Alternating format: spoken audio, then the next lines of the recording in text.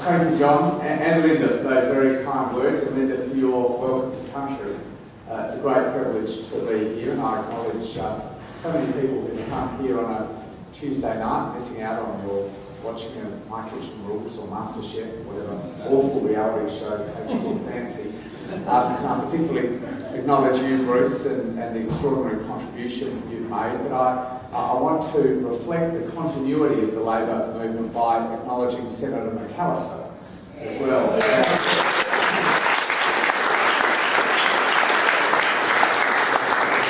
She's done a week. I'm not sure she's changed her mind and started to think about other careers. It was such a pleasure for all of us to watch Jennifer and Katie Gallagher sit together in a question time. It gave us all such enormous confidence about the future of our contribution in that very, very important chamber. People around the country, all of us in the caucus, have very, very high hopes for Jennifer. I think her contribution is going to be a long one and a very, very meaningful one. So congratulations on your first week. I hope you turn up next week as well.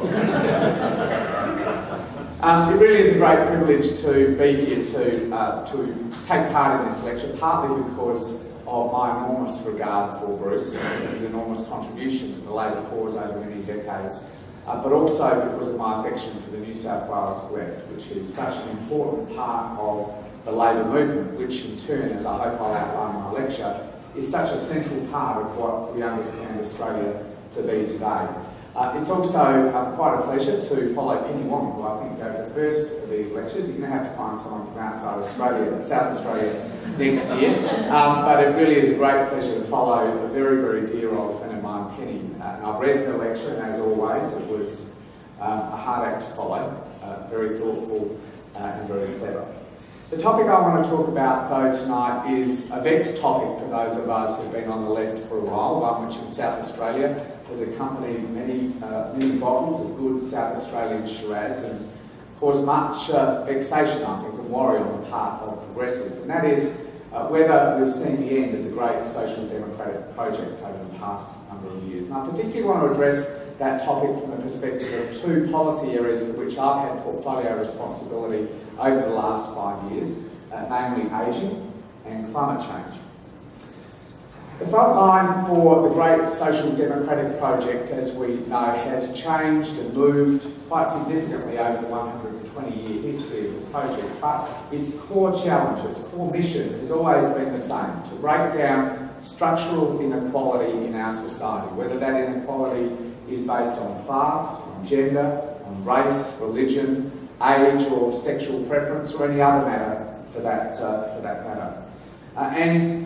It has been a great project that has driven much improvement to the social condition here in Australia. In Western societies, including Australia, there have been three great waves of social democratic reform, waves which have profoundly changed not only Australian society, but particularly all Western societies over that period of time. The first wave washed over Australia around the time of Federation. It was based essentially on the struggle for universal suffrage and on the achievement of basic rights at work, including the right to organise. Being a classic labour versus capital struggle, it was essentially one based on class, particularly the class barriers between different groups of white men. But there was also, particularly in the struggle for suffrage, a strong gender element, as well as we saw in the Fisher government, the beginnings of the development of strong social supports like the old age pension. But for the generations that fought those battles and achieved those very significant improvements, the promise that there was for a change to living conditions for so many Australians was largely dashed by 2 world wars and by the Great Depression. At the end of World War II, we saw ushered in the second great wave of social democratic reform. Social democrats were committed to preventing a repeat of the deprivations of the Great Depression in particular. And they set about building a framework of strong social supports across Western communities and also putting in place systems that would more fairly distribute the increases in national prosperity or national wealth that were anticipated by the economic booms that we thought would come with the post-war period. In Britain and Western Europe, this process is generally described as the beginnings of the welfare state, but in Australia, Social Democrats relied much more heavily on the wages system that had grown out of the Harvester judgment rather than a very big increase in taxation and transfer. Hence our moniker in Australia is the wage earners welfare state. Either way though, whether it was Britain, Australia or Western Europe, capital largely accommodated this wave of reform, if only in large part because of their fear of the other product that was on the marketplace at the time, namely communism. Social Democrats, after enjoying the very significant increases in material prosperity of the post-war period, then moved to deal with other bases of structural inequality. Again, as I said, beyond just different classes of white men, they started to focus on race, on gender, and on sexual preference. Particularly the young baby boomers in the 60s and 70s coming of age started to demand a social dividend from the post-war economic boom. And clever politicians like Bob Whitlam and Don Dunstan and many others harnessed that energy to drive the third great wave of social democratic reform, essentially a social wave that was focused on delivering more equal opportunity and outcomes for people regardless of race, gender and sexual preference. It goes without saying, of course, that the fight against structural inequality in society is far from over. The condition of Aboriginal and Torres Strait Islander Australians remains appalling. The gender divide on a range of different indicators, wages and so many other things, remains far too wide and in many respects is growing still. And the fight for marriage equality today demonstrates tragically that there is still discrimination based on sexual preference in Australia in 2015. But broadly, it is fair, I think, to say that those three waves of social democratic reform in Australia and more broadly in Western society transformed the human condition in a way that we've never before seen in human history. And in Australia, we should proudly say it was a Labor project. It was the Labor Party and Australia's trade union movements together in the driver's seat for every one of those major social democratic reforms. It wasn't the Communist Party, it wasn't the Socialist Party, it certainly wasn't the Liberal Party, and I can tell you it wasn't the Australian Greens. It was the Labor movement. Now, the second great objective of the Social Democratic Project, other than the fight against structural inequality, is making sure that when major transitions or disruptions occur in society, they are managed appropriately. The pain is spread as far and as broadly as possible, and opportunities that emerge from the new paradigm, whatever that might be, are enjoyed by everyone rather than just the few. Now, while Keynes was not himself a social democrat, the way in which he approached this question in the greatest disruption of them all, the Great Depression, particularly his focus on full employment, remains important for social democrats today, as we saw in Rudd and Swan's response to the global financial crisis. But the starkest example, I think, of this challenge in social democracy managed well is the contrast between the Hawke and Keating period here in Australia and the neoliberal approach pursued by Thatcher and Reagan in Britain and in the US. All three countries, and many besides, but all three countries were confronted with a major transition flowing from the end of the long post-war economic boom. Two very significant global recessions within less than a decade and major industry restructuring that saw hundreds of thousands of workers, mainly blue-collar men, lose their lifetime jobs. Thatcher and Reagan decided to smash the post-war détente that had existed between labour and capital in all of the Anglo-sphere countries, exemplified in Great Britain by the miners' dispute and in the US by Reagan's decision to sack all of that nation's air traffic controllers, rather frightening prospect, all of that nation's air traffic controllers in the PATCO dispute. Widespread privatisation and a very significant redistribution of wealth to the top end of the town in those two nations substantially set back the social democratic project. But in Australia, by contrast, there was a focus on education.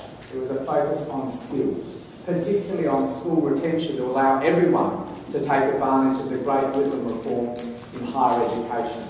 The accord between the Labor government and Australia's trade union movement cemented and indeed reinforce the great post-war wages compact of Australia, while at the same time delivering Australia's working people a significant social wage, Medicare, access to childcare, universal superannuation, just to name a few. Undoubtedly, there was still widespread pain in the Australian economy, as I said, particularly the loss of hundreds of thousands of blue-collar jobs, but people were given support. And a situation was created which would allow as many people as possible to enjoy the opportunities that came from the long, or largely uninterrupted, period of economic expansion that has followed. And only Labor, again, could have done those two things. Friends, the next 15 years, I think, present an even greater scale of transition and disruption to Australia than occurred even in the 1980s. And that transition is centred largely on two profound shifts. Firstly, the retirement of the baby boomer generation, usually described in Australia and elsewhere as the ageing of the population. And secondly, the need to transition one of the world's most fossil fuel intensive economies to a clean energy future in the face of climate change. The ageing of the population is generally described or regarded by economists and commentators as an unmitigated disaster. It's going to bankrupt the budget, it's going to stagnate our economy, and it's going to usher in a gerontocracy whereby older Australians use their weight of numbers at the ballot box to pursue their own self-interest at the expense of everyone else, particularly their grandchildren. I think that's all hogwash, to be clear. I think that's all hogwash. Don't have time to go into the reasons why I think that's hogwash. In September I'm publishing a book. If you want to have a look at it, called The Politics of Ageing, in which I do outline that. But it is, frankly, hogwash. There is no doubt, though, that the 65th birthday in 2011 of the oldest of the baby boomers, born in 1946, started a very substantial shift in the population profile of Australia. A population shift that will continue until about 2030. By the time the youngest baby boomers turn 65 in that year, in 2030, that age cohort of over 65s will have grown from about 3 million in 2010 to almost 6 million in 2030. Will continue to grow as Generation X and Generation Y hit that wonderful age of 65 as well. Still, I am not a fan of the doomsday approach to this question. I'm a much bigger fan of the World Health Organisation perspective, which describes the addition of 25 years to life expectancy here and in so many other countries in the world as one of humanity's greatest triumphs. It will bring challenges, but from my perspective, the great challenge is to ensure as far as possible that those additional years are good years. They are years in which older Australians feel secure, they're healthy, they're active, and perhaps most importantly of all, they continue to feel valued by the community that they did so much to build in the first place. The truth is, though, on all of those matters, we need, as a society, to do much better. Our age pension is the most modest in all of the OECD, yet it is under constant attack from the Tories, their barrackers in big business and in media. Our superannuation accounts are far too inadequate for too many older Australians. Half of women in the baby boomer generation, 50 up to 70, half of those women have superannuation accounts of less than $30,000. Half of the women in their early 60s have superannuation accounts of less than $16,000 to last them an average, we expect, of an additional 25 years of life expectancy. Rates of home ownership in older Australia, particularly among baby boomers, but increasingly Gen X and Gen Y as well, are in very steep decline, removing one of the most important pillars of retirement income security, a very important hedge against our very modest age pension. At a less tangible level, but I think no less important level, our attitudes generally to older age in this country and in so many others across the world are simply dreadful. It may be ironic, but the generation that did more than any other before or since to create the cult of youth, the baby boomers, are now feeling the pointy end of that discrimination. And I can tell you from my research of that book, they're not enjoying it one bit at all. This transition to a new normal in Australia, where about 20% of the population is aged over 65, really does require some very serious policy attention. Attention to retirement incomes, attention to housing, attention to healthcare and to many, many other areas as well. And it requires a much more positive attitude to a dynamic that, frankly, Australians 100 years ago, who were about to shuffle off the mortal coil at age 55, could scarcely have imagined, could scarcely have dreamed of. And only Labor has the policy depth and the value system that will allow us to sustain the social democratic project in the face of such a significant population shift. And that population shift will be easier to manage here in Australia than, frankly, any other country I can think of, in large part because of so many far-sighted policy reforms that were put in place 25 years ago by Hawke and Keating and people like Brian Howe, way ahead of the curve. But in large part also because of the exceptional demographic and economic projections we have as a country over the coming decades. Almost all OECD nations outside of the Anglosphere are seeing the retirement of their post-war baby boomers coincide with very low fertility rates and very low, or in some cases negligible, immigration to produce a population that's not only ageing very fast, but also shrinking. In Germany, they're in the process of clearing vast swathes of housing that is vacant now to create open space to mask the fact that their population is already starting to shrink. In Japan, their working age cohort has been shrinking for 20 years. In 2050, we expect that Japan will be about a third smaller than it is today, returning to the same population Japan had in 1950. In the next 15 years, 500 of Japan's 1,800 local government areas will simply disappear because there will be no one living there. In our other two great export markets, South Korea and China, we also see a situation where their working age cohort is about to start to decline quite steeply, as the end of their baby boomers, or the retirement of their baby boomers, coincides with two of the world's lowest fertility rates and largely non-existent immigration. Australia, by contrast, will likely grow to about 40 million by 2050. Very significant growth, particularly here in Sydney and Melbourne, which are expected to be cities of larger than 8 million by that time. But that does keep a foundation of workforce growth and economic growth that is utterly exceptional within the OECD. Now, these growth dynamics present something of a mixed blessing as I come to the second area I want to talk about, which is climate change. A mixed blessing in terms of our ability to harness the opportunities, but also the responsibilities of a clean energy future. Obviously, at its most basic, a growing population is going to make the task of reducing our carbon pollution levels much higher. Take Spain, for example. If we use 2000 as the base year, Spain at that time was about twice as big as Australia, 40 million people compared to 20 million. By 2050, we'll likely be the same size as Spain, at about 40 million people each. So our per capita task in terms of carbon pollution reduction between 2000 and 2050 will be twice that of Spain because of our population growth, making the task much harder. But on the other hand, our rising incomes, our abundant capital will better position us, much better position us, to finance the extraordinary transformation we're going to have to undertake in our energy and transport systems and also in our land sector.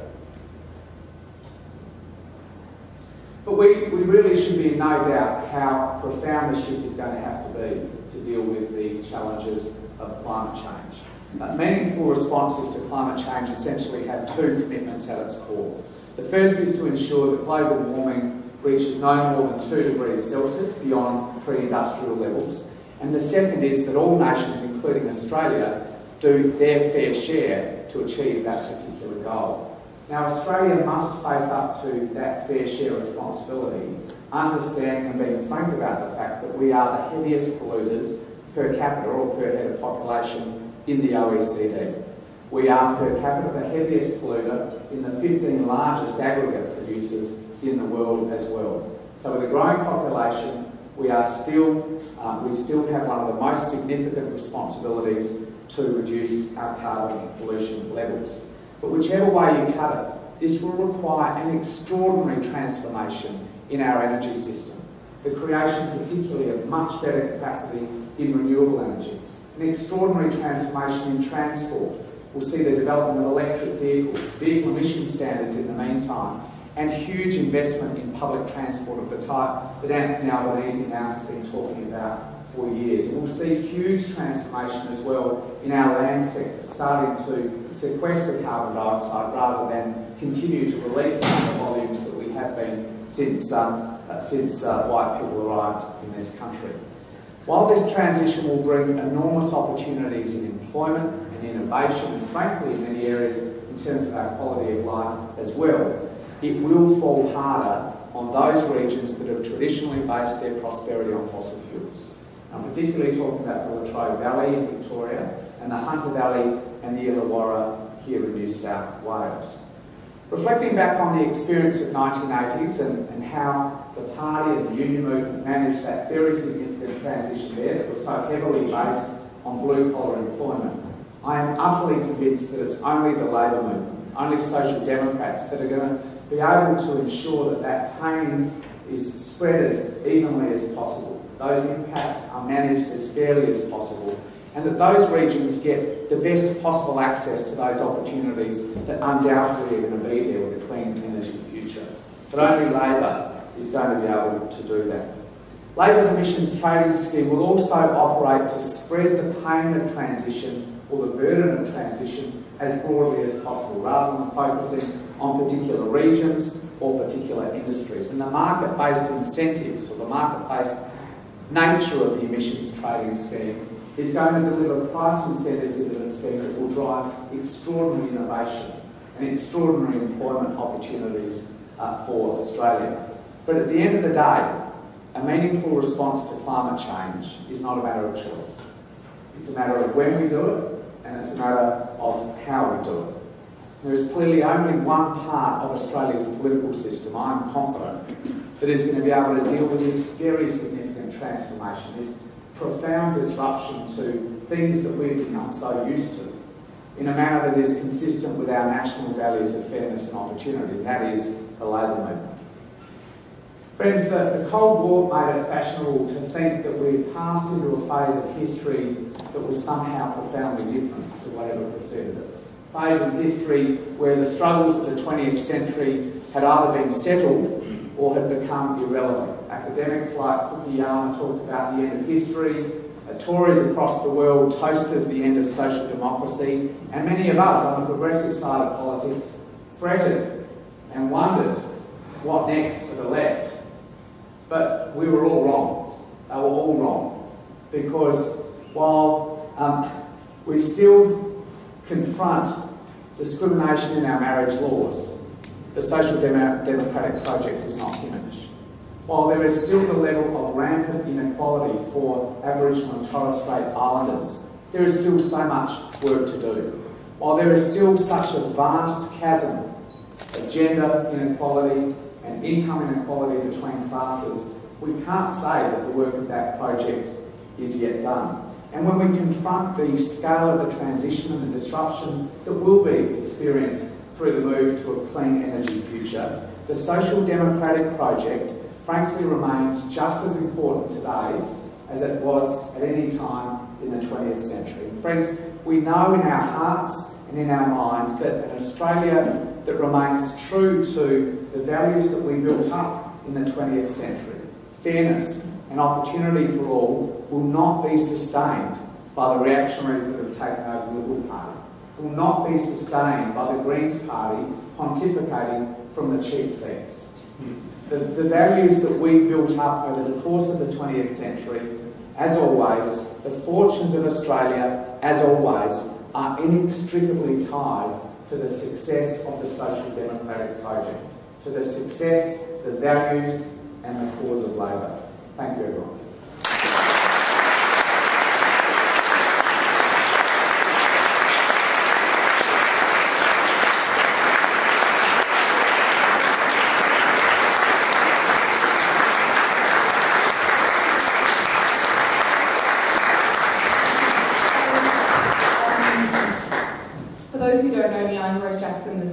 Of the Left in New South Wales. Mark's indicated that he's happy to answer some questions now. He will be available. We'll be having a few drinks after if people would prefer to chat then. If anyone has a question now, there's a few. You might start down here and then Robert. Yeah, you mentioned about the 2-degree maximum warning for pre-industrial levels. James Hansen, well-known climate scientist, just recently said that, in his opinion, if we add more than 1.5 degrees above that, we're going to be in deep. Well, I'm not going to comment from a climate scientist point of view because I'm not one. There is debate about whether 2 degrees is the right limit. One of the challenges is that we've probably got 1.5 already banked into the system, so it's going to be hard to, it's going to be hard enough to stop it at 2, frankly, let alone 1.5. We do know that the Great Barrier Reef is in very serious existential strife beyond 1.5, not beyond 2. There's a great deal of debate about whether that limit that was reached by the Intergovernmental Panel on Climate Change was the right one. The problem, though, we confront is not whether it's 2 or 1.5 at the moment in Australia, it's that we've lost even a bipartisan commitment to 2 degrees. The Prime Minister's Department released an issues paper in the last few weeks, and the Energy White Paper. Both of them are predicated on Australia continuing to enjoy the enormous economic gains that come from a 4-degree warming scenario. Fossil fuel exports that are based on a 4-degree scenario, something that even the International Energy Agency says will be catastrophic. So we really need to focus on, I think, on the core elements that are broadly understood. At the end of the day, if the IPCC wants to have a debate about whether the 2-degree limit that they recommended to the world's nations and was signed up to in Cancun in 2010 is or isn't the right one, we'll have to look at that when it comes. But at the moment, that's the agreement we and pretty much every other nation on the face of the earth has signed. And frankly, we have a hard enough job making the argument for that on the basis of Australian policy. Yes, I had a question on the internet about your standing for president and whether you're in favour of the elected president and vice presidents having a vote. Now, I think you are, but evidently this person commented doesn't. So can you clear that up, please? So I was surveyed about that from a group called, or sort of an amalgam of 2 groups called Local Labor and Open Labor, and I think that's online now where I've said, I don't think I was surveyed about the vice presidents, from memory, but I was certainly surveyed about the president having a vote, and I said I do support that. So here, and then we might finish up over drinks. Today, 30 people decided that the President and Secretary of New South Wales will make an organisation that literally has thousands of members. There's no democratic vote. This ballot wasn't conducted among the general country. With your comments about the democratisation of the Labor Party increasing the average membership vote, how do you feel about the selection of leadership of New South Wales? Well, I don't know the details of it, but it sounds pretty appalling. I was in Melbourne last night. Don't want to make light of it. I was in Melbourne last night with Brian Howe talking to some branches, which is really what I came up with this idea about the Social Democratic Project, which I essentially stole from Brian. We were talking to a branch meeting that has enjoyed the right to vote directly for their legislative council candidates now for more than 10 years. I've voted for their legislative council candidates in every one of the elections since then, which is 3 of them, on the national executive. Not once has that right actually been given in practice to the membership of the Victorian branch. So there's also got to be something about not only these rights existing on paper, but then actually being implemented and enforced. So I think that's something that's come up in a lot of the discussions. We've got to find a way, as we roll out more direct entitlement to vote for party leaders, Senate candidates, legislative council candidates, the office bearer positions for Young Labor, they can't just be suspended at the whim of the majority group. Thank you. Mark, you've previously, first of all, great speech, by the way, I really enjoyed it, and how you talk about the Social Democratic Project. One of the things that's coming up at the national conference is a discussion around the objective. And I think you've previously made some comments in respect to this. Would you like to clarify what your personal view is, and if you do think that the objective should change, or should apply? I have made public comments about this, particularly about the socialist objective, talking about the nationalisation of the means of production. And I do regard it as something that I don't think reflects the aspirations of 21st century Labor and the aspirations of the vast bulk of people who look to us for political leadership. In no way is that intended as a slight against the socialist objective and the way in which it framed the aspirations of Labor for many decades. I just think its time has passed. And my first occasion to vote in an election was the year that the Berlin Wall came down. And I think since then there have been a whole range of profound changes about the sort of the fault lines or the battle lines for social democratic parties, including the Australian Labor Party. And I think as someone who wants to join the party or a party supporter, when they look at the socialist objective, I imagine that people say to me that they just don't see how that reflects the cause of Labor in 2015. Now, I can tell you I don't really sleep over it. I don't mind if the socialist objective stays in the Constitution. But when people say to me, do you still think that that's an important statement of Labor values today, not a statement of our historical values, but a statement today, I can't honestly say that I do. Having said that, it doesn't focus a lot on my thinking, and I haven't actually sort of been pretty gratuitous about this. I haven't actually sat down and thought about a frame of words that would replace it. But at some stage, I think we'll do that as a party. And I don't think it's a particular rallying point as it was for Tony Blair, 2.5 decades ago. I don't think it's that important, really. But I think when asked, I just can't honestly say that I think it's a relevant modern reflection of Labor's cause.